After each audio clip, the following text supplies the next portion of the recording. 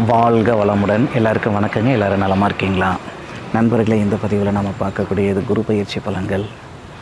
2023 வருடத்தில் ஏப்ரல் மாதம் 22ஆம் தேதி நடக்க இருக்கக்கூடிய குரு பயிற்சியில் மேசராசி நண்பர்களுடைய வாழ்வாதாரம் எப்படி இருக்குன்றது பற்றி தான் முழுமையாக இந்த காணொலியில் நம்ம பார்க்க போகிறோம். அதுக்கு முன்னாடி குரு பயிற்சி பலன்கள் பார்க்குறதுக்கு முன்னாடி உண்மையிலேயே குரு பயிற்சி என்றைக்குன்றதை நம்ம பார்த்துக்கிடணும். ஏன்னா ஒவ்வொருத்தரும் ஒவ்வொரு தேதி சொல்லிக்கிட்டு இருக்காங்க. எந்த வகையில் உண்மைன்றது தெரியல, ஆதாரப்பூர்வமாகவும் கிடையாது. அவங்க என்ன மனசுக்கு வருதோ அதை தான் செய்துக்கிட்டு இருக்கிறாங்கன்னு நினைக்கிறேன். ஏப்ரல் மாதம் 13ஆம் தேதின்றாங்க, ஏப்ரல் மாதம் 21ஆம் தேதின்றாங்க. அப்படி கிடையாது. திருக்கணித பிரகாரம் பார்த்திங்கன்னா சோபகிருது வருடம் சித்திரை மாதம் 8ஆம் தேதி வெள்ளிக்கிழமை இரவு விடிஞ்ச சனிக்கிழமை அதிகாலை 5:12 அதிகாலை 5:12 ரேவதி நட்சத்திரம் 4வது பாதத்தில் 360 டிகிரியில் இருந்த குரு பகவான் அசுவினி நட்சத்திரம் முதல் பாதத்தில் 0 டிகிரிக்கு வராரு மேசராசிக்கு. இந்த தருணம் தான் குரு பயிற்சி. அப்போது அந்த குரு பயிற்சியில் மேசராசி நண்பர்களுக்கு தன்னுடைய வாழ்க்கையில் என்னென்ன மாற்றங்கள் வரப்போகுது? ஏன்னா மேசராசி நண்பர்களுக்கு தான் மாற்றங்களே வரணும். எப்படின்னா, ஒரு வருஷ காலம் பார்த்திங்கன்னா ரொம்ப சங்கடப்பட்டு சின்னப்பட்டு சிரமப்பட்டு எதை சாப்பிட்டா நம்ம பித்தம் தெளியன்ற ஒரு சூழ்நிலைகள் இந்த மேசராசி நண்பர்கள் நல்லாவே அனுபவிச்சிருப்பாங்க. இந்த பிரபஞ்சம் மிகப்பெரிய ஒரு பாடம் நமக்கு கற்றுக் கொடுத்துருக்கு. இந்த ஒரு வருஷத்தில் நாம் யார், எங்கே இருக்கணும், எப்படி இருக்கணும், என்ன பண்ணணும், என்ன பண்ணக்கூடாது, பலவிதமான அனுபவமெல்லாம் இந்த ஒரு வருஷத்தில் மேசராசி நண்பர்களுக்கு கற்றுக் கொடுத்துட்ருக்கோம்.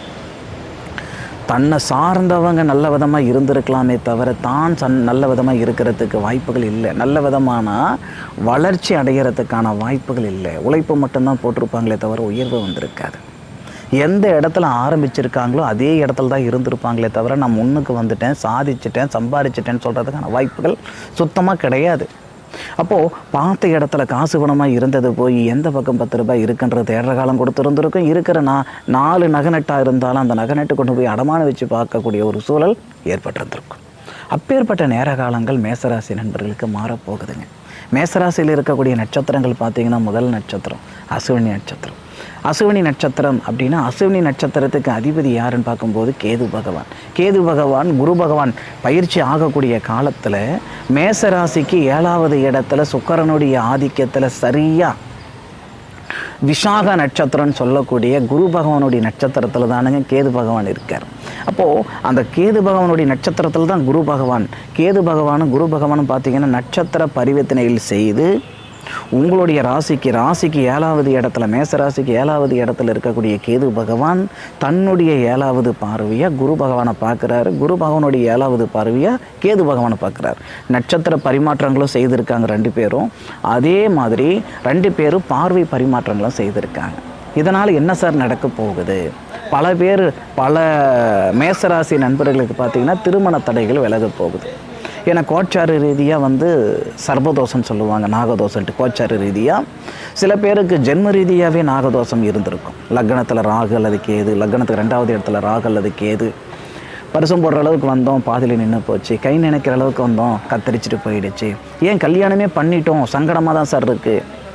ஆசை 30 நாள் மோகம் 60 நாள்ன்ற மாதிரி 3 மாத வாழ்க்கை தான் சார் நாங்கள் வாழ்ந்தோம். இந்த மாதிரி சங்கடப்படுறவங்கலாம், சங்கடப்பட்டுக்கிட்டு இருக்கிறவங்கலாம் மேசராசியில் நிறைய பேர் இருக்காங்க. அப்போது அவங்களுடைய வாழ்வாதாரம் நல்ல விதமாக இருக்கிறதுக்கான காலம் தானங்க இந்த 2023 ஏப்ரல் மாதம் 22ஆம் தேதியிலிருந்து 2024 ஏப்ரல் வரை.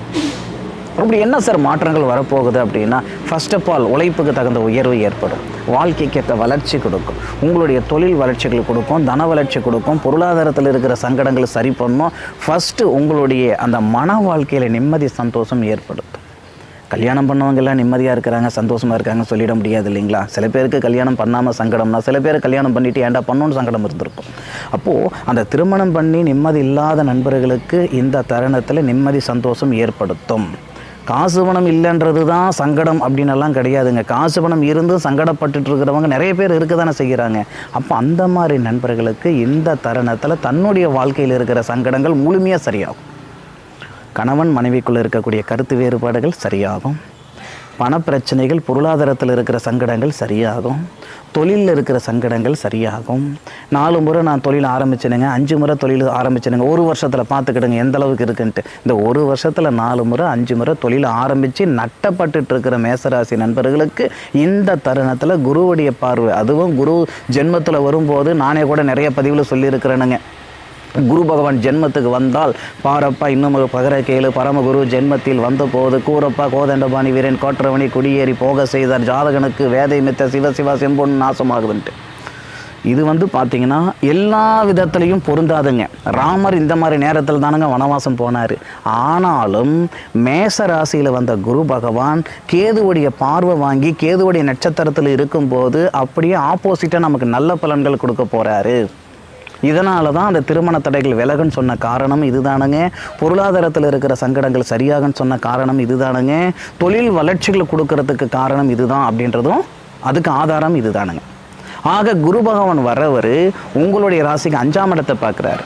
திருமணமானவங்களுக்கு, திருமணமாயிட்டு புத்திர பாக்கியம் இல்லாத நண்பர்களுக்கு புத்திர வளர்ச்சி ஏற்படுத்தும்.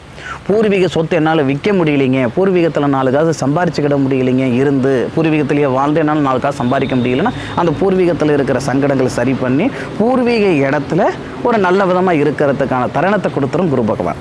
ராசிக்கு 7ஆம் இடத்தை பார்க்கறதுனால திருமணஸ்தானம், 9ஆம் இடத்தையும் பார்க்குறாரு. குரு பகவானுக்கு 9ஆம் இடம் பார்வை இருக்குது. இது வரைக்கும் உங்கள் அப்பாவால் 4 காசு சம்பாதிக்கலைன்றதை விட அவர் சம்பாரிச்சது கொடுக்கல. இந்த மாதிரி அப்பாவுக்கும் மகனுக்கும் கருத்து வேறுபாடுகள் இருக்கிறதுனால அந்த கருத்து வேறுபாடுகள் இந்த தருணத்தில் சரி பண்ணும். ஆக மேசராசி நண்பர்களுக்கு பார்த்தீங்கன்னா இந்த குரு பயிற்சியில் நிறைய மாற்றங்கள் வரப்போகுதுங்க.